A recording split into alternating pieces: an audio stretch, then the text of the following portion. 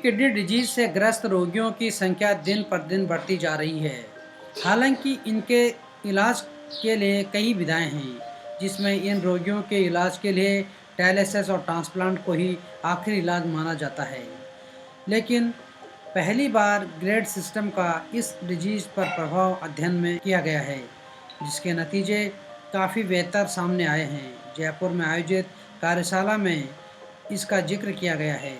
Grade system के खोजकर्ता doctor विश्वरूप राय चौधरी ने बताया कि 1200 पेशेंट पर इस थेरेपी से इलाज किया गया, जिसमें 40% लोग पूरी तरह स्वस्थ हैं। वहीं बाकी अब सही होने के रास्ते पर हैं। चौधरी ने बताया कि 3 से 6 महीने की यह थेरेपी लेनी होती है और इलाज शुरू होने से पहले सप्ताह से ही इसका असर देखने को मिलने लगता है। हालांकि डॉक्टर राय चौधरी ने कहा कि रोगी को किडनी संबंधी जब बीमारी वैसे तो दोबारा नहीं होगी, लेकिन जिन गलतियों की वजह से पहले बीमारी हुई, यदि उनको दोहराया जाता है तो बीमारी वापस लौट सकती है। ऑब्जर्वेशनल स्टडी किया, हमारे पेशेंट्स थे, ऐसे पेशेंट जो डायलिसिस पे थे और वो हमारे हॉस्पिटल्स में आए। हमारे हॉस्पिटल आपके जयपुर में है, हिम्स हॉस्पिटल। हिम्स का मतलब है hospital and institute of integrated medical sciences, Jaipur, Derabassi, Chandigarh और जोधपुर। और जो आप यहाँ पे देख रहे हैं यहाँ वीडियो में कि जो भी पेशेंट डायलिसिस वाले हैं, अगर डायलिसिस से वो पीछा छुड़ाना चाहते हैं तो ये जो आप देख रहे हैं यहाँ पे वीडियो में, इसको मैं विस्तार से बताऊंगा 2 मिनट बाद, वो कर लेंगे तो उनसे उनका डायलिसिस से पीछे छूट सकता है, किडनी ट्रांसप्लांट से बच सकते हैं। ऐसा हम पिछले 1 साल से बताते आए हैं, लेकिन आज आप सबके सामने श्रीधर यूनिवर्सिटी का जो रिसर्च हुआ है, उनकी टीम ने, दयानंद आयुर्वेदिक कॉलेज की टीम ने मिलकर जो रिसर्च किया, वो रिसर्च आपके सामने आएगा। और उस रिसर्च को सामने लाने के लिए आज हम लोग सब मुख्य रूप से यहाँ पे हैं। राजा मुकीम जी यहाँ पर, respected doctor Vishwaraj Chaudhary, doctor साहब निगंज हॉस्पिटल से हैं, राजा मुकीम साहब, डॉक्टर मित्तल साहब और आप सभी पर्सन्स जो समय निकाल कर यहाँ आए हैं। दयानंद मेडिकल कॉलेज और हिम्स हॉस्पिटल के सहयोग से हमने एक रिसर्च स्टडी शुरू की, ग्रेविटेशनल रेजिडेंस एंड डाइट। इससे कैसे किडनी का डायलिसिस खत्म किया जा सकता है, ट्रांसप्लांट की जो समस्या को खत्म किया जा सकता है। उसके लिए जो हमारे एमिनेंट प्रोफेसर्स थे, जो रिसर्च स्कॉलर्स थे, वो काफ़ी मेहनत की, उसका रिजल्ट आज आपके सामने है। इसके साथ मैं आपको श्रीधर यूनिवर्सिटी के बारे में थोड़ा परिचय देना चाहूँगा। श्रीधर यूनिवर्सिटी 2009 में राजस्थान असेंबली द्वारा पारित अधिनियम से संस्था बनी हुई है, ये पिलानी में कोर्सेज चला रहे हैं। 2009 से बनी यूनिवर्सिटी चल रही है। इसके साथ अभी डॉक्टर पिछले साल से हिम्स हॉस्पिटल और डॉक्टर विश्वरूप साहब हमारा कोलैबोरेशन हुआ, उससे का रिजल्ट आपके सामने है। ये एक शुरुआत है, आगे बहुत से देखेंगे। इस रिसर्च के बारे में ज़्यादा जानकारी है, इसका नतीजा क्या है वो बताने से पहले ये सिस्टम क्या है वो बताना चाहता हूँ। जो आप यहाँ पे देख रहे हैं, स्क्रीन पे आप देख रहे हैं, वो ये कि आप देख रहे हैं कि कुछ लोग हैं जो एक टब में बैठे हुए हैं और गले तक उनका पानी है, और ये जो पानी का टेम्परेचर है 40 डिग्री सेल्सियस। और मामला ये है कि अगर आप जितने भी लोग यहाँ देख रहे हैं 40 डिग्री टेम्परेचर पे गले तक पानी वाले टब में बैठे, पैर फैला के जैसे यहाँ देख रहे हैं, और ऐसा अगर आप 2 घंटे करेंगे तो आपके बॉडी के अंदर अगर कोई चीज़ ज़्यादा है, मात्रा में है, वो पोटेशियम हो सकता है, एक्सेस सोडियम हो सकता है, एक्सेस शुगर हो सकता है, एक्सेस क्रिएटिनिन हो सकता है, वो एक्सेस फ्लूइड हो सकता है, एक्सेस फैट हो सकता है।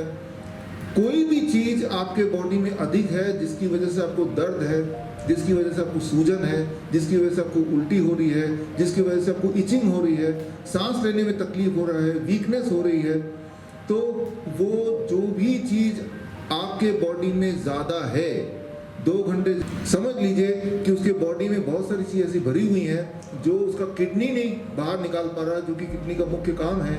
तो किडनी की जगह वही वाला काम एक मशीन करने की कोशिश कर रही है। कोशिश मैं वर्ड इसलिए बोल रहा हूँ क्योंकि याद रखिए अगर किसी भी पेशेंट को बोला कि आपको डायलिसिस कल से जाना है, ऐसे 10 लोगों को अगर बोला तो 1 साल के अंदर उन 10 में से 8 ही बचे रहेंगे, 2 तो ऊपर चले गए। At the rate of 20% death every year. तो डायलिसिस कोई इलाज नहीं है, मेरे हिसाब से dialysis is a delayed death. तो करें क्या अब? और अगर किडनी ट्रांसप्लांट हो भी जाती है तो क्या वो इंसान लंबी आयु जी सकता है? हमने अपने हॉस्पिटल में देखा कि जो भी किडनी ट्रांसप्लांट के पेशेंट हैं, वो ट्रांसप्लांटेड किडनी भी 2-4 साल बाद कई लोगों की खराब हो जाती है और हालत वहीं आ जाती है जो पहले थी, दोबारा से डायलिसिस पे शुरू हो जाती है। एक बार फिर से डॉक्टर बोलता है कि फटाफट आप एक और किडनी ढूंढो। तो किडनी कोई स्पेयर पार्ट नहीं है कि जो दुकान में मिल जाए। याद रखिए, जब भी किडनी ट्रांसप्लांट होता है तो एक हेल्दी इंसान को भी आप बीमार करते हैं, जिसके दोनों किडनी स्वस्थ थे, वो भी सिर्फ एक ही किडनी में रह जाता है। तो ये तो क्लियरली हमें समझ आता है कि जितनी सारी बीमारियां आपने सुनी होंगी, उसमें सबसे खतरनाक बीमारी किडनी है, क्योंकि किडनी का पेशेंट फाइनेंशियली, फिजिकली, इमोशनली, तीनों लेवल पे बहुत ज़्यादा परेशान रहता है। एक पेशेंट अगर घर में ऐसा 2 घंटे वो लेटे रहते हैं, तो ये दोनों जब करते हैं तो दोनों टुगेदर मिलके बनता है पूरा बॉडी का self dialysis mode. Body goes on A self dialysis mode. और ये दोनों ही चीज़ें ऐसी हैं जो घर के कन्वीनियंस में इंसान कर सकता है। डॉक्टर नरेश हिम्स जयपुर के इंदिरे एज ए कार्डियोलॉजिस्ट ही हैं, जो पूरा देखते हैं यहाँ पे। और मैं डॉक्टर विष्णु से मिले बहुत समय से चल रहा था कि मेरी एक मन से इच्छा थी, डॉक्टर साहब इतना बढ़िया काम कर रहे हैं तो ये दुनिया तक पहुंचना चाहिए।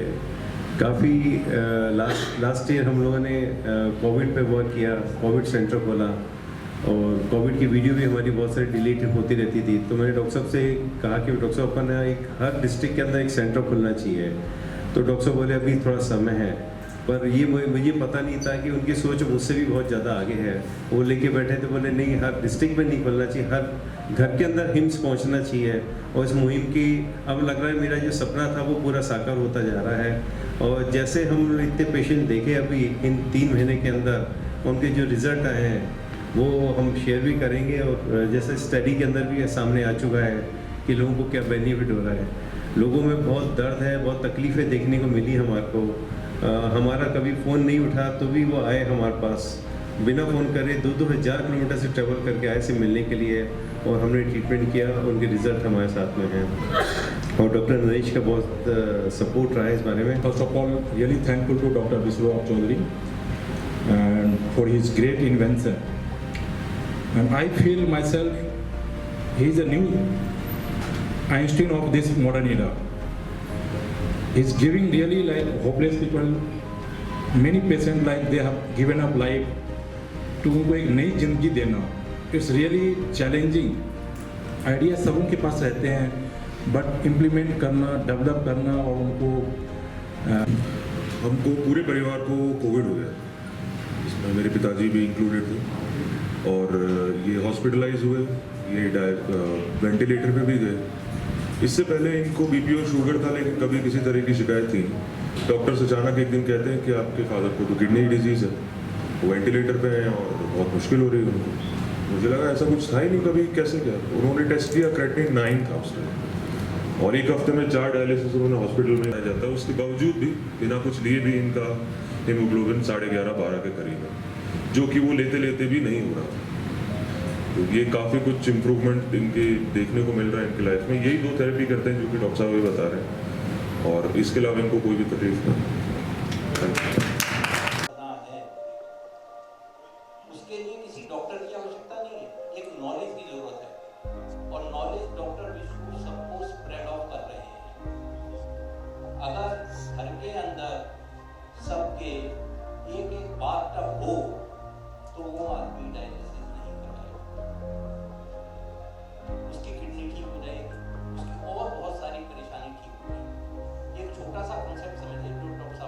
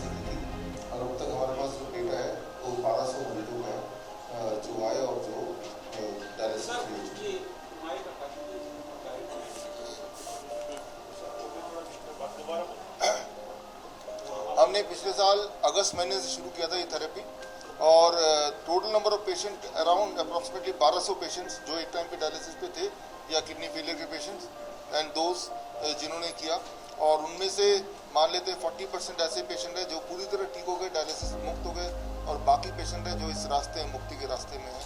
तो दिस इज द आंसर। कितने समय तक चलता है मतलब ये थेरेपी हमने देखा कि 3 महीने से 6 महीने लग जाते हैं। 3 महीना 90% पेशेंट 3 महीने में ही उनको फ़ायदा होने लगता है। मतलब 3 महीने अगर करेंगे तो डायलिसिस मुक्त पूरी तरह से।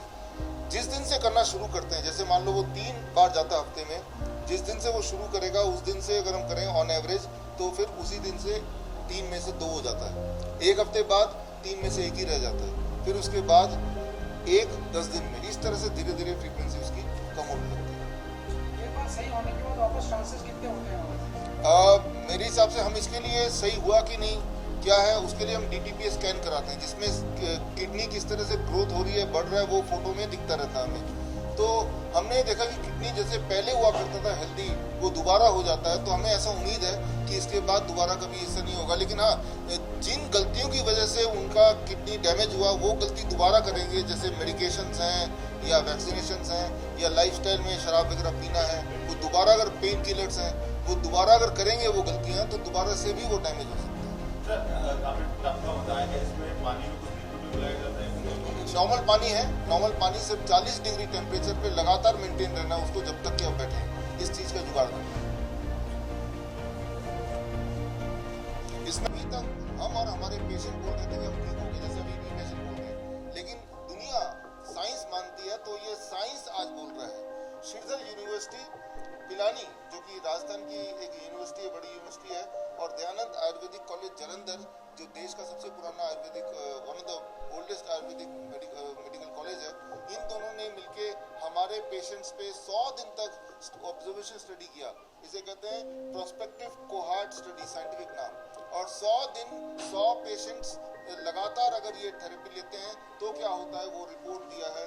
उसमें ये देखा है कि 75% पेशेंट का डायलिसिस मुक्त पूरी तरह से हो गए और 25% पेशेंट जो है जिन्होंने पूरी तरह किया वो मुक्ति के रास्ते में, उनका भी काफ़ी फ़ायदा हुआ है। उनकी डायलिसिस की फ्रीक्वेंसी कम हो गई, उनकी दवाइयों के ऊपर डिपेंडेंसी कम हो गई, सिम्टोमेटिकली आराम मिला है।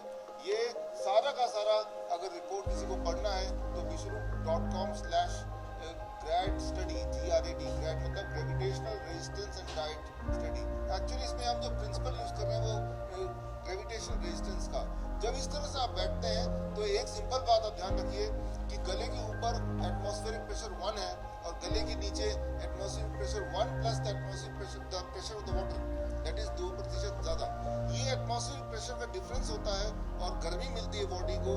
तो ऐसी स्थिति में बॉडी के अंदर जो भी एक्सेस है वो बाहर निकलता है, पसीने के रास्ते निकलेगा और आपका यूरिन